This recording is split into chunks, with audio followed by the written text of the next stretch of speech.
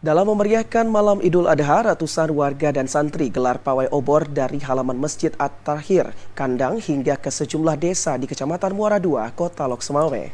Para peserta pawai ini melakukan konvoi di jalan perkampungan dengan mengumandangkan gema takbir sambil membawa obor.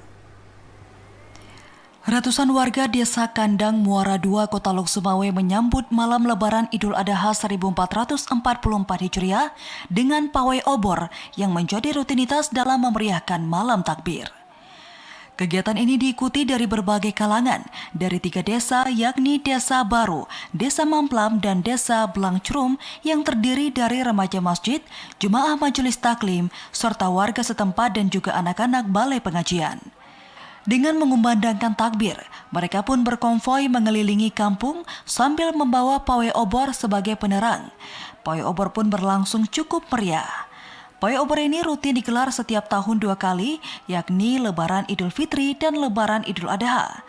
Selain memeriahkan malam Idul Adha juga sebagai bentuk syiar agama Islam dan kebersamaan warga untuk terus mewujudkan kerukunan antar sesama Muslim.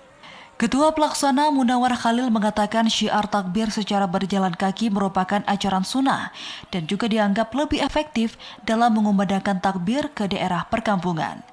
Untuk menerangi jalan takbiran, para peserta menggunakan obor bambu.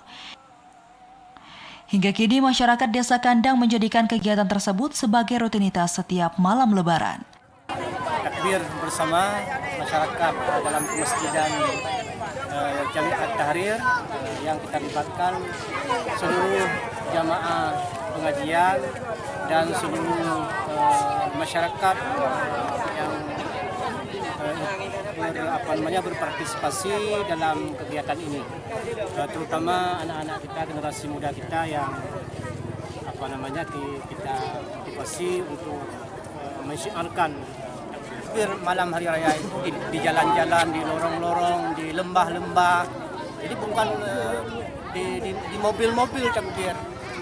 Usai takbir pawai obor, warga juga melanjutkan dengan melakukan takbir di dalam masjid. Mereka berharap tradisi ini dapat terus terjaga setiap tahunnya. Dari Lok Sumawe, Muhammad Ilyas, TVRI Aceh melaporkan.